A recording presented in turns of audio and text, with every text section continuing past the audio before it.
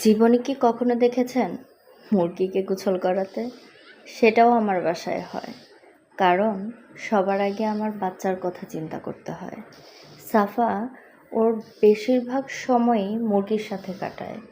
আর সেই মুরগিগুলোর কাছ থেকে আমি চাই না আমার বাচ্চাটা অসুস্থ হোক কোনো কারণে। তাই তো আজ মুরগিকে শ্যাম্পু দিয়ে গোসল করিয়ে দিলাম।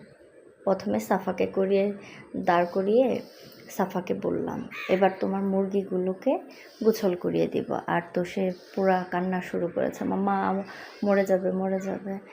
সে অনেকভাবে আমাকে থামানোর চেষ্টা করেছে। কে শুনে কার কথা? আমিও সযত্নে শ্যাম্পু দিয়ে তিনটাকে গোসল করাচ্ছি। আর এই যে ছোট পণ্ডিত বারবার উঠে যাচ্ছিল। এই তো এখন ক্যামেরাম্যান কিন্তু সাফা নিজেই যখন দেখেছে তার মুরগিগুলোর ময়লা সরে যাচ্ছে গা থেকে এবং ওরা ভালো আছে, বলতেছে মাম্মা আবার কবে করিয়ে দিবে।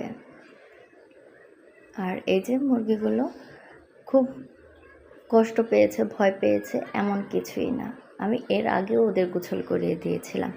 এখন সুতি কাপড় দিয়ে ভালো করে মুছে ফ্যানের নিচে দিব এবং শুকিয়ে যাবে। সবাই ভালো থাকবেন, সুস্থ থাকবেন। প্রিয় মানুষগুলো পাশে